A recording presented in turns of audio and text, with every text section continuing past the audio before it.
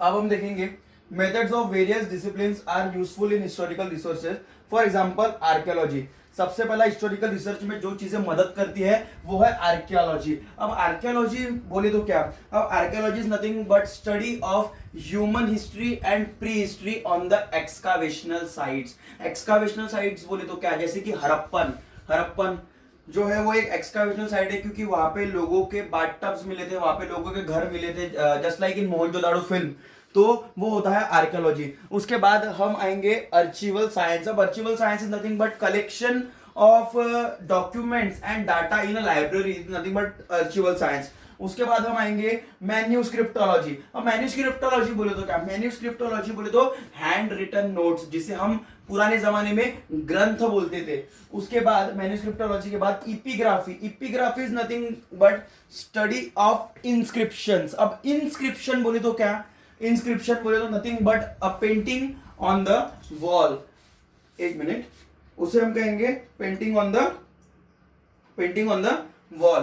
और उसके बाद में आता है हमारा स्टडी ऑफ इंस्क्रिप्शन के बाद आता है analysing of letter styling. Letter कौन से है, स्टाइल कौन सी है, ये भी हमें रिटन स्क्रिप्ट पे अपने को पहचानना होता है। उसके बाद linguistics, numismatics. Numismatics means study of coins and genealogy means study of lineage. Lineage बोले तो स्टोनेज, बंदर, आदमी, इसके बीच में जितना भी डिस्टेंस आता है दैट कम्स अंडर जीनियोलॉजी। अब जीनियोलॉजी के बाद हम पढ़ेंगे 1.1 that is tradition of historiography. ये हमारा एक पहला आंसर है, पहला क्वेश्चन का पहला आंसर है, व्हाट इज हिस्टोरियोग्राफी। अब we have learn about the historical research method. अभी तक अपन ने जितना भी पढ़ा है कि हिस्टोरिकल रिसर्च मेथड के पढ़ा है कि पहले हमें हिस्टोरिकल इंफॉर्मेशन को जमा करना होता है, फिर जमा करने के बाद हमें सोर्सेज को पता करना होता है, सोर्सेज के बाद हमें एक्सामाइन करना होता है, और एक्सामाइन करने के बाद में हम उसे पर्टिकुलर हिस्टोरियन को हम दे सकते हैं। तो अभी हमें वही डेफिनेशन थोड़ा बहुत इंग्लिश में पता करना है। critically examining the historical sources and writing the historical narrative, the writing of critical historical narrative is known as historiography। अब हिस्टोरियोग्राफी का, अब व्हाट इज मीन हिस्टोरियोग्राफी का, ये है आंसर, फर्स्ट आंसर। सबसे पहला क्या करना है, पहला point, first point to be noted, critically examining. सबसे पहले हमें बहुत डीपली उसकी जांच पड़ताल करनी है, तो that is critically examining the historical sources। historical sources Wikipedia, encyclopedia, इसको आपको क्या करना है बेटा, क्रिटिकली एक्सामाइन करना है। Sources and writing the historical narrative, और सोर्सेज से आपको इंफॉर्मेशन मिलने के बाद आपको एक नैरेटिव लिखना है, एक रफ आइडिया लिखनी है कि आपको इस पर्टिकुलर रिसर्च में आपको क्या समझ में आया है। उसके बाद the writing of critical historical narrative is known as historiography, और इसी चीज को हिस्टोरियोग्राफी बोलते हैं।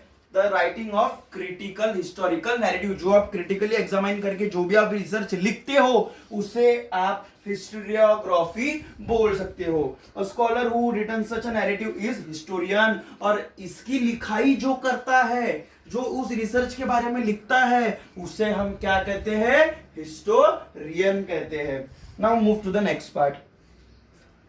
The history cannot include every past event in the narrative. अब हिस्ट्री हर एक इवेंट को डिस्क्राइब नहीं कर सकती है। क्यों नहीं कर सकती, वो भी देखते हैं। The inclusion and interpretation of historical events by the historian often depends on the conceptual framework adopted by him. His style of writing is determined by the conceptual framework. The tradition of writing historical narrative, that is historiography, was not prevalent in the ancient societies of the world. However, that does not mean that they were not aware of the historical time and were not eager to know about it. Ancient people also felt the need of passing on the stories of the life and valor of the ancestors to the next generation. Ancient communities all over the world use various means like cave painting, storytelling, singing song, ballads, etc. For this purpose, these traditional means are looked upon as the sources of history in the modern historiography. अब हमारे जो ancient people थे, just like storage, अब उनको भी लगता था कि हमारी जो फ्यूचर जनरेशन आने वाली है वो हमारे ट्रेडिशन को, हमारे कस्टम को, हमारे रिलीजन को फॉलो करे। अब उन्हें बोलना, तब लैंग्वेज डिस्कवर नहीं हुई थी, वो बोल नहीं सकते थे, वो इशारों में बातें करते थे, पेंटिंग्स के थ्रू अपने मैसेज देते थे। और पेंटिंग्स के थ्रू अपने मैसेज देते थे, पत्थरों पे तस्वीरें बनाते थे। इस प्रकार वो इंफॉर्मेशन एक पीढ़ी से दूसरे पीढ़ी में ट्रांसफर करते थे। तो this is nothing but historiography.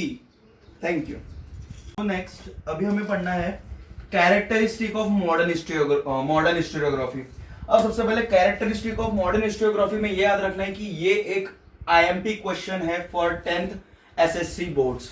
अब ये क्वेश्चन जो है ये आता है only for 2 marks to 3 marks, 2 से 3 मार्क्स के लिए पूछा जाता है, जिसके 4 बहुत ही मेन पॉइंट है। जो पहला पॉइंट अभी अपन पढ़ने जा रहे हैं कि व्हाट इज मॉडर्न हिस्टोरियोग्राफी। हम मॉडर्न हिस्टोरियोग्राफी बोले तो क्या, it's method is based on scientific principle. सबसे पहली बात तो मॉडर्न हिस्टोरियोग्राफी पूरी तरह साइंटिफिक प्रिंसिपल्स के ऊपर बिलीव करता है, क्योंकि हम मॉडर्न लोग हैं। जब तक हम लोग साइंटिफिकली उसको कोई पर्टिकुलर चीज को हम प्रूव नहीं कर देते तब तक हमें चेंज नहीं मिलता है, क्योंकि हम लोग एक मॉडर्न जमाने से क्या कर रहे हैं, रिलेट कर रहे हैं। मॉडर्न जमाने से रिलेट करने की वजह से हमें उतना केयरफुल होना ही पड़ता है।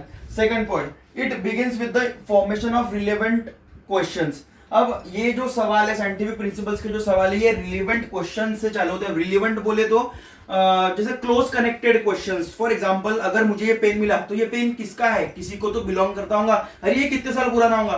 तो ये सारी चीजें हमें रिलेवेंट, हमें इस सारी चीजों के साइंटिफिक प्रिंसिपल की मदद से हमें इसके क्वेश्चंस के आंसर्स मिल सकते हैं। अब point number 2, this questions are anthropocentric. अब एंट्रोपोसेंट्रिक का मीनिंग यहाँ इसके नीचे एक्सप्लेन किया गया है पॉइंट नंबर 2 में। पॉइंट नंबर 2 में these questions are anthropocentric. It means that these questions are about the deeds of the member of ancient humans society of a particular period. मतलब ये सारे के सारे जो सवालात है, सारे के सारे जो क्वेश्चंस हैं, ये जो स्टोनेज पर्सन्स थे ये उनके डीड्स के बारे में है। ये उनके डीड्स के बारे में है कि उन्होंने अपने एज में क्या क्या deeds of the members of the ancient human society of a particular period. History does not suggest any interrelation between the divine and human deeds. History पहले के जमाने में डिवाइन एंड ह्यूमन डीड के बारे में कुछ भी एक्सप्लेन नहीं करता था। इंसान डिवाइन एंड ह्यूमन डीड्स के बारे में कुछ भी इंटररिलेशन इन लोगों का नहीं है। फिर हम आगे बढ़ते हैं।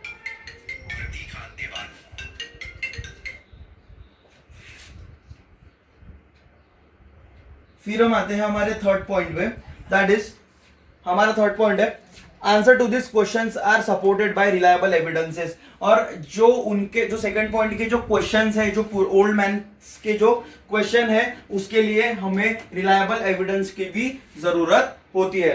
Point number 4, history presents a graph of mankind's journey. History हमेशा एक ग्राफ प्रेजेंट करता है, जस्ट लाइक पहले हम बंदर से हम धीरे धीरे इंसान बने, तो ये क्या हो गई, एक मैनकाइंड जर्नी हो गई। History present a graph of Mankind journey with the help of the past human did. It is said that the modern historiography with above characteristic has its root in the ancient Greek. सबसे पहली बात तो history का जो शोध है वो Greek cities में लगा हुआ है। हिस्ट्री की जो खोज है वो ग्रीक सिटीज में लगी हुई है। Characteristic has its root in the ancient Greek historical writings. History is the originally a Greek term. History ये जो शब्द है ये ग्रीक वर्ड से आया हुआ है। Herodotus, the Greek historian of the 5th century BCE, used it first for the book entitled The Histories.